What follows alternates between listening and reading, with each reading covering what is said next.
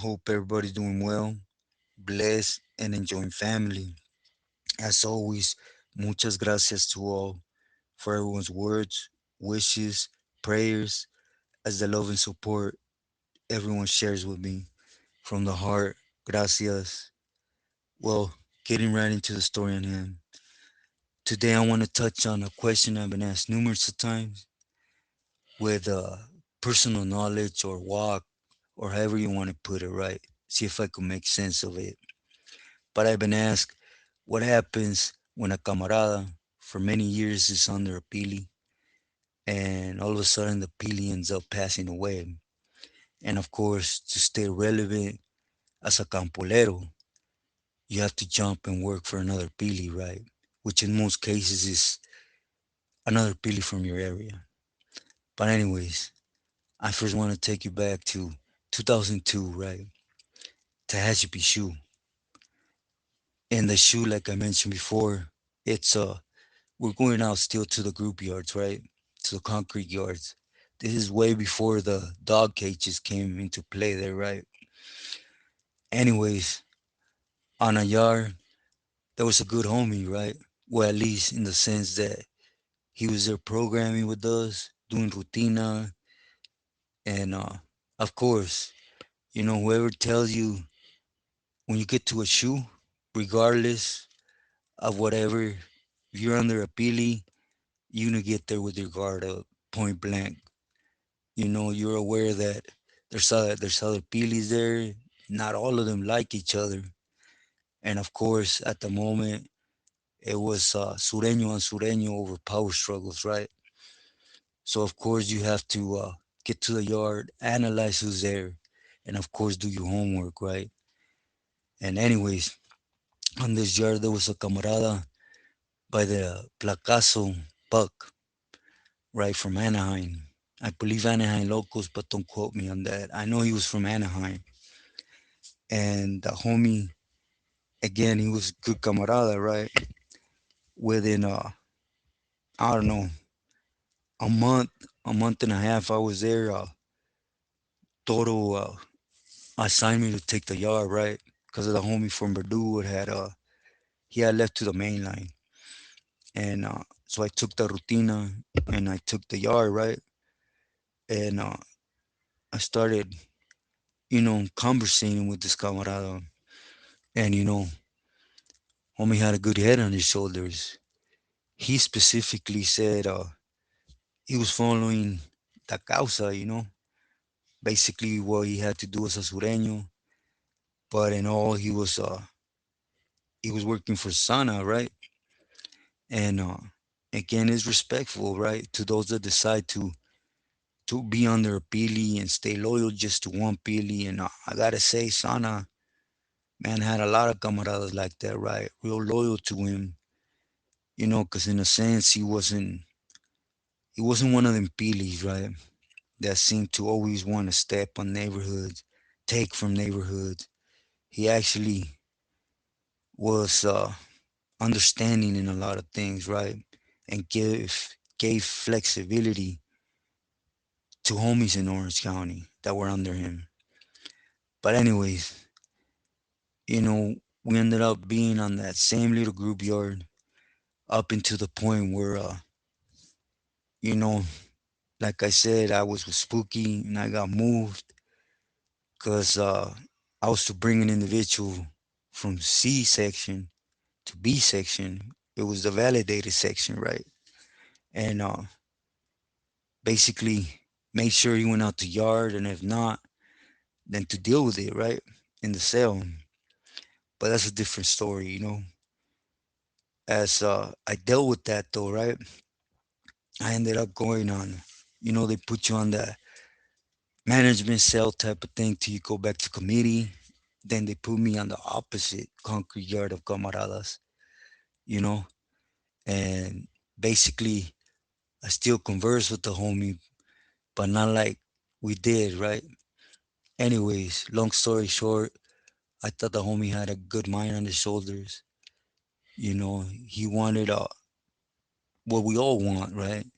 Which is to be a representative of our barrio and basically being good with the pilis, you know. And to be sincere, at this time, you couldn't be under a bigger pili from OC, right? Yeah, there was others that were there, but they would fall in line underneath Sana, you know. And if not, you guys know what ends up happening. But anyway, time kept pushing, you know. Time kept pushing, and I would end up going, or first Toto would end up getting rolled up, right? And it was because when I went out to shower, I shot him a rastrillo because they had him basically on management cell, right? For stupid fools that got caught with fierros, and basically I shot him a razor for him to clean up, and basically they said it was he was trying to get a weapon or something to that effect, right? Is when he got flew in a helicopter out to the bay, right? And at that moment, we had just moved Tio Chino, but he was on the other side of the building. And anyways, we moved Tio Chino to our side, right? And again, Tio Chino was different, so I would end up, you know, getting in good with Tio Chino, right? Per se the least, I started supporting him because, anyways, Toro had left word with him who was helping him on the yard and in the block, and you know, amongst carnales they talk, right? And as past stories, for those that don't know, you know, I was gonna kick it out to the 180, right? So I got assigned with certain responsibilities when I went out there. And anyways, time will go by, right? As I later hit Corcoran, you guys, I said it before, right? I was under already validated, and is when Crow, Speedy, and them were supporting Artie with Sadif, you know. But again, you know, I was a buffer zone, so I was the one communicating with them. Of course, within time, they would get snatched up. Speedy would end up locking it up. You know, Crow would end up going back there.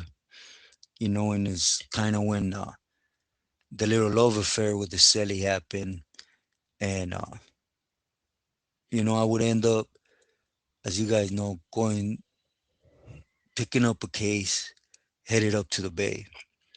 As I'm in the bay is when palabra circle around that Crow had been made, and I don't know how that works, right? But I'll tell you something.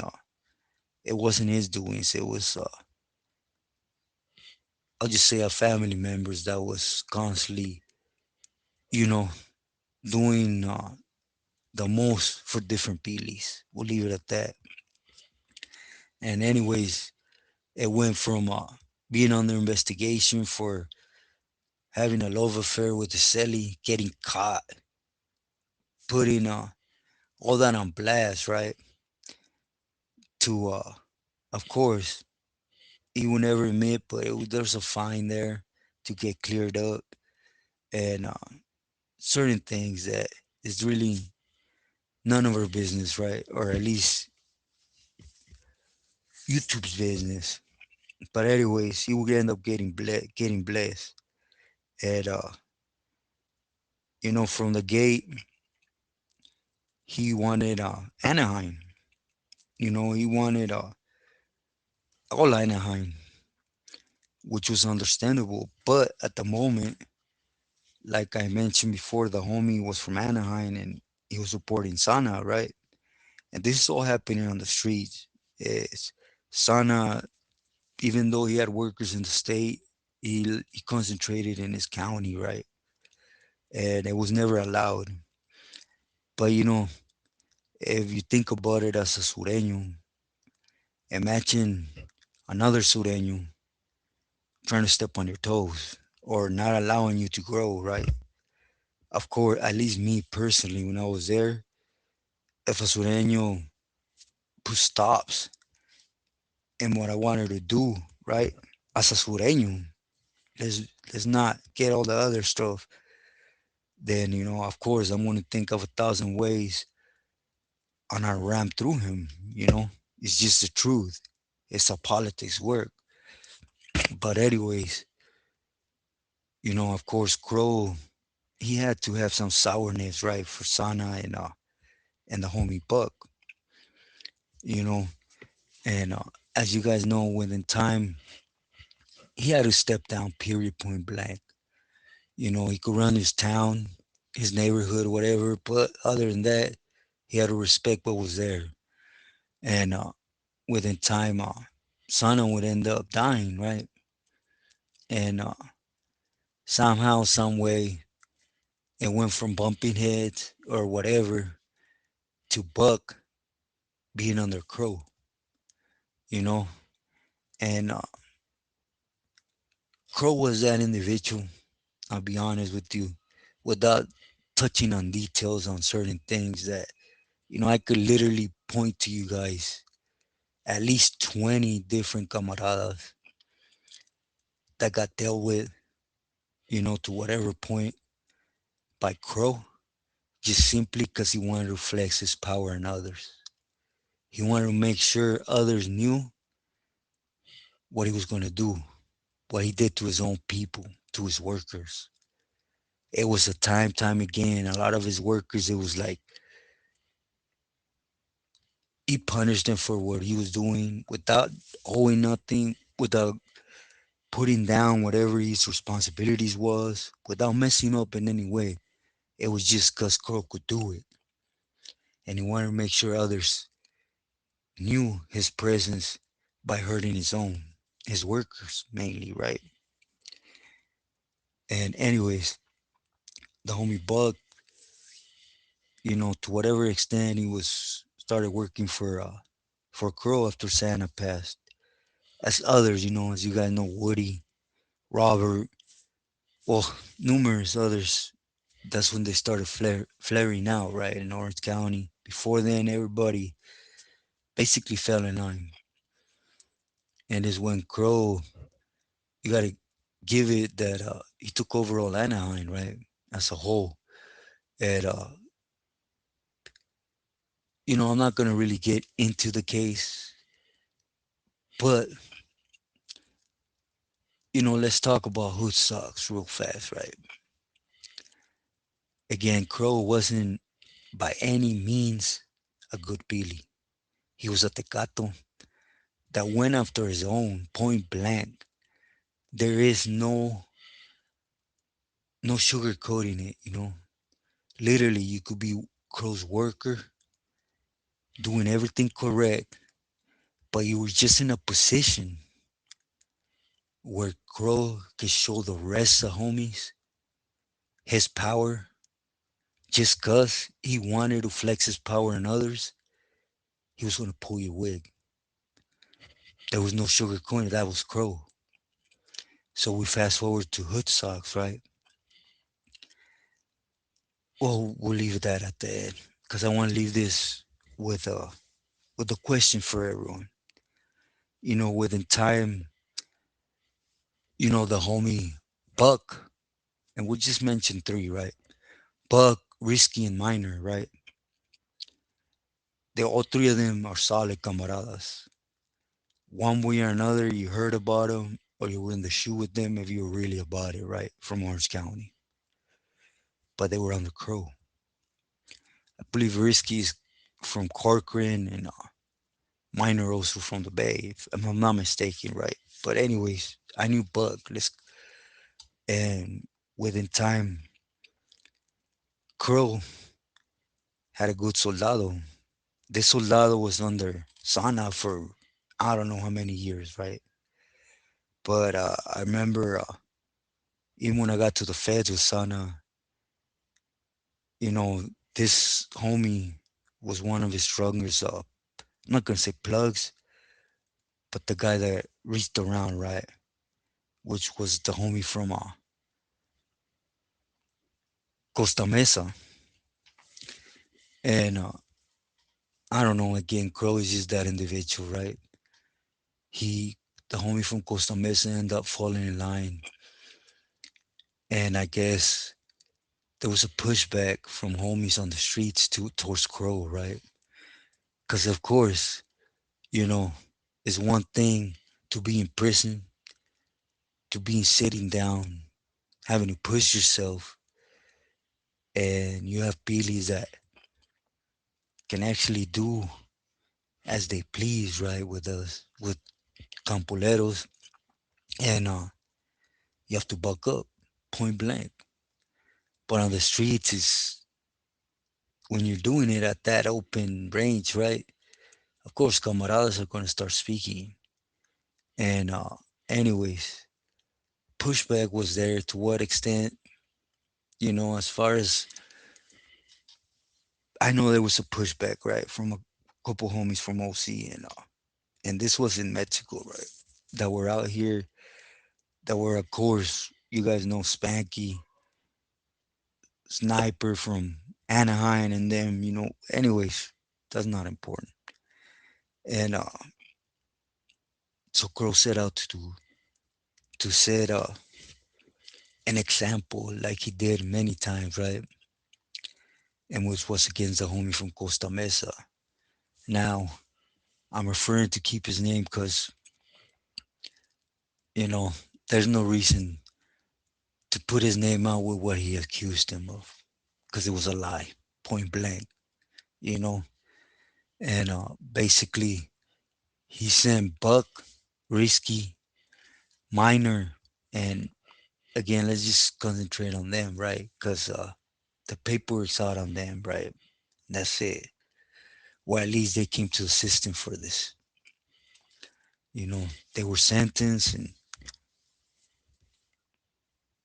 you know, you guys know I'm just going to touch on what I know and not current stuff or stuff that has not been put out there. But anyways, they will end up taking the homie's life from Costa Mesa. And it's kind of around the same time when Crow went on Hood Stocks. You see, I'm one of the individuals that takes something and start spinning it 1,000 different ways to see the angles, right? The minute that Crow went on Hood Stocks, I got on and did what I don't do, which is touch on or react to stuff like that, right? I told you guys, Crow, he was with the funnies.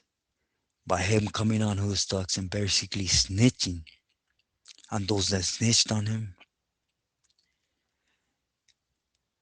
that fool had an agenda, right? And anyways, if you know Crow speaking the way he spoke on Hood Stocks, it's not Crow, Anyways, as you guys know, within time, you guys know he weaned out straight up, being the mean bad Crow that you were either Crow's people. Crow's people don't do things, but he was entitled to crush Crow's own people for nada, right? And basically, the message is this: you know, Crow took a dive as we speak. He's doing his thing with the Federicos, right? So that's how it really works. That's how scandalous they could be when they take into consideration a camarada. You see, again, this is circling around the same time, right? It's what I always say. A Pili is doing something with one hand, doing the opposite with the other hand behind his back. And basically, he already knew he was going to walk out. There's no buts or ifs. By him coming on Hood Stocks, he knew he was pointing a target on him from other members.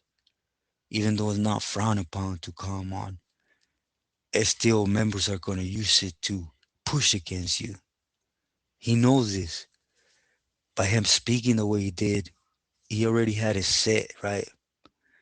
And for those that don't know, that he was trying to collect to sit on feria and shit stuff, he was out the door. He knew it. But he still ordered his camaradas to prove a point, taking out a good camarada, right? And accusing him for stealing supposedly numerous of times. This became a big issue. Why? Because the homies that I mentioned, right? That one good homie I had the pleasure at one point walking the concrete yard in the shoe into HP, basically was done. And he was done because since it was around the same time, other Peelies could not trust because he was under Crow. Because the way Crow functioned, he accused people falsely. But again, he's a carnal. Nobody could question it, right? And they didn't know if they were aware, supposedly, the Crow was going to weenie out. And sorry to say it like that, but that's what it is, right? And anyways, but they would end up following the motors,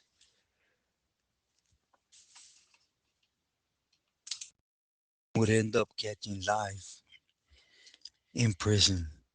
But to their surprise, Crow had already had a different agenda with his other hand, and what it was, and it was, excuse me, was to start working with the Federicos. And since it was one of the most relevant things that had happened, who do you think Crow told on first? So imagine you giving up everything or going with the flow, being under a Pili that, to some sense, is good, to going off to a Pili that just thinks about himself, and more often than none, just to prove his power, he takes out his own soldados. And at the end of the day, he's going to be one of the ones testifying or working against you. That's why I say stay wise. As you guys know, when time, the homies had no choice but to walk them yards they worked so hard to basically stay out of. But that's how politics work in prison. You see, you have different pilis. You have those that are power hungry, that will go against other pili soldados and dirty politicking. You got the scandalous individuals like Crow that go after their own to prove a point, to show their power, their own crews, right? And of course, you got those that are considered good that like staying in the shadows, that like taking care of what's with them, stay away from all that drama. But then again, I'll leave with this question. Are you willing to risk it? Give everything. I mean, if you're not there already, again, I'm not here for poisoning. If you're there, do what Campolero does, right? Handle it. But if you're not there, just take a minute, look around you. Or when you go with your jefita, jefito's wife, ex, just take a sec and really ask yourself, am I willing to give all this up and risk it? Stay smart. Again, this is just a small lens on how politics work. Before I go, do excuse me, as you guys can tell on my stuttering, it's just not a great day. But I hope it's understandable. Please do like, share, and subscribe. Please stay true to yourself and loyal to loved ones.